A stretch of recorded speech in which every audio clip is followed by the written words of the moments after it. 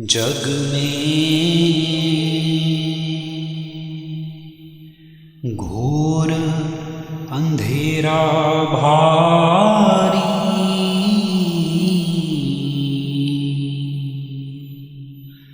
तन में तम का भंडारा।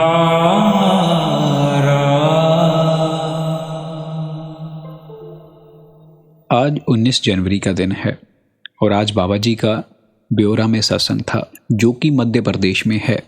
और आज बाबा जी ने 1 घंटे से ऊपर संगत के लिए अपने प्यारे वचन फरमाए।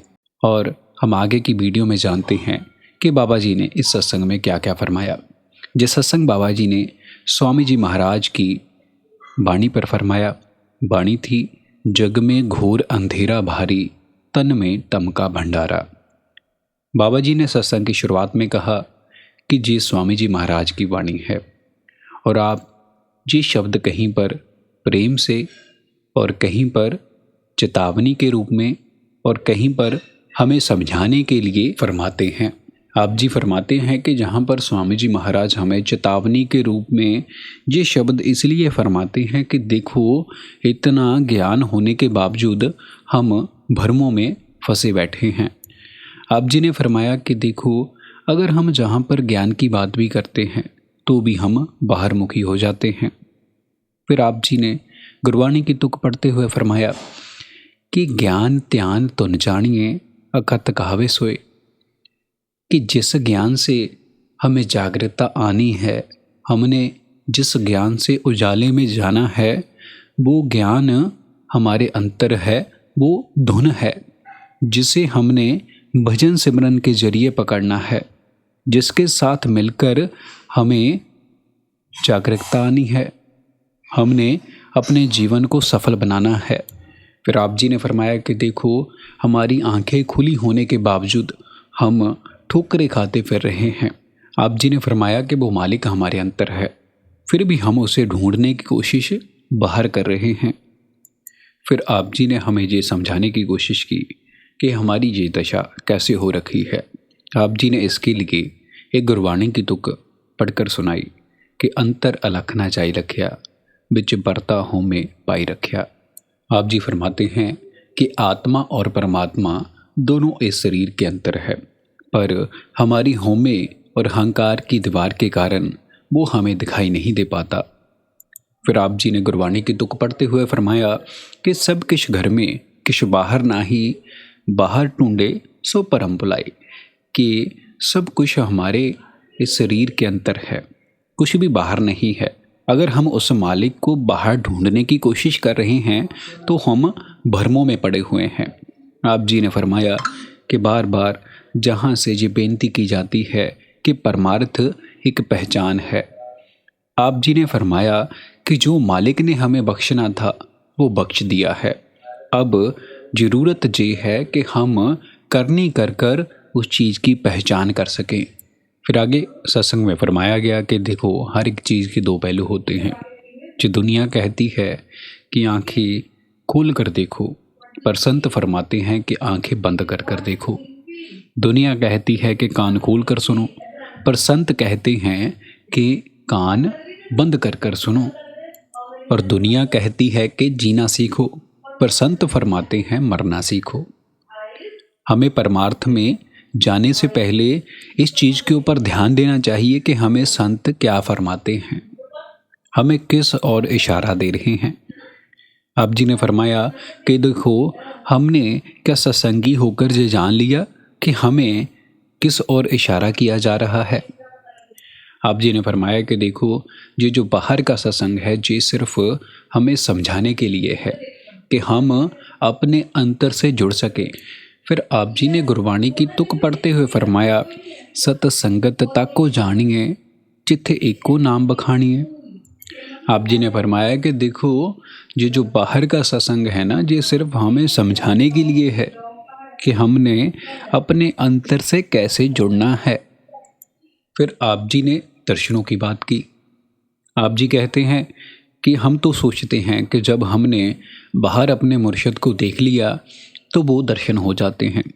आप जी ने कहा, इनको दर्शन नहीं कहते।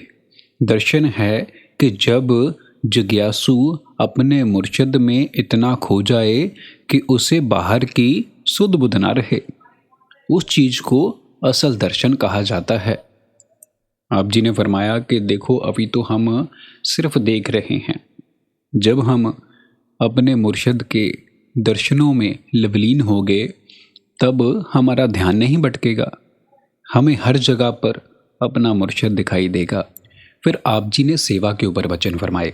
आप जी ने कहा कि हम जो भी बाहर निष्काम होकर कार्य करते हैं वो सेवा है। आप जी ने कहा पर हमारी जो असल सेवा है वो सुरत शब्द की सेवा है। आप जी ने कहा कि ये सेवा चाकरी नाम बसे मनाए, कि हमें वो सेवा करनी है जिससे हमारे मन के अंदर वो नाम उजागर हो, हमारी लिव उस नाम के साथ जुड़े, जो कि अंदरूनी है, भजन सिमरन की सेवा है।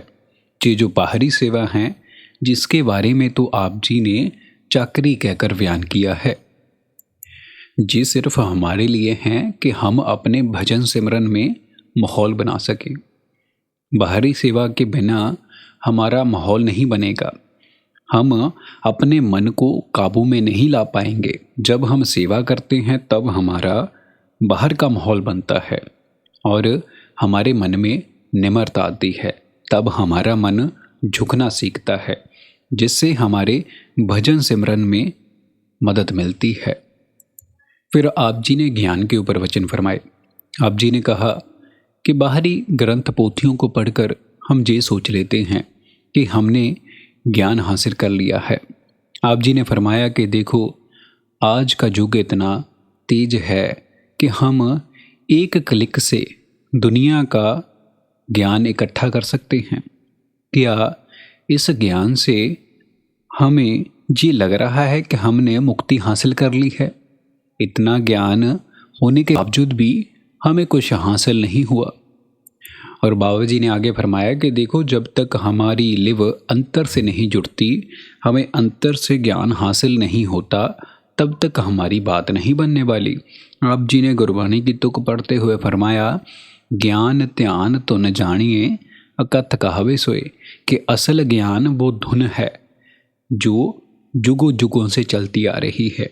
आप जी ने फरमाया कि एक नाम जुग चार उधारे, कि हमें उस शब्द उस नाम के साथ जुड़ना है जो जुगों जुगों से चलता आ रहा है। फिर आप जी ने गुरु के ऊपर वचन फरमाए। आप जी ने कहा कि हम इस शरीर को गुरु समझ लेते हैं।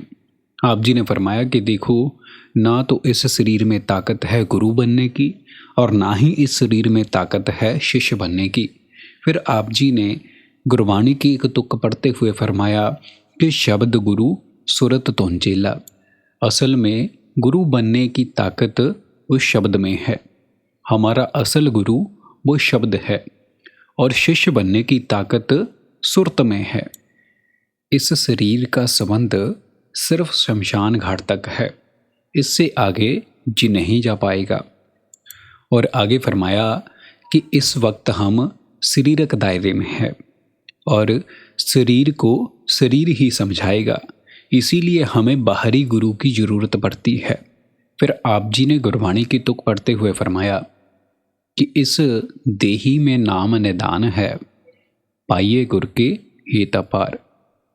आप जी ने फरमाया कि देखो हमें संत जी तरीका समझाते हैं, युक्ति समझाते हैं कि हमने भक्ति कैसे करनी है और किसकी करनी है। पर इंसान आसान से आसान तरीका अपनाने की कोशिश करता है कि जो उसके सामने बैठा है उसे माथा टेकना शुरू कर दे। फिर बाबा जी ने बुल्ले शाह जी की तुक पढ़ते हुए फरमाया कि लख वार जे करे इबादत कदे ना बने नमाची, जेकर प्यार ना होसी पल्ले रब ना होसी राजी। बाबा जी ने फरमाया कि बिना प्रेम के हम उसे हासिल नहीं कर सकते।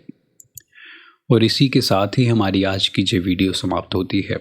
संगत जी, अगर आप इस प्रकार की वीडियो सुनना पसंद करते हो तो आप हमारे चैनल को ज़रूर लाइक शेयर एंड सब्सक्राइब कीजिए।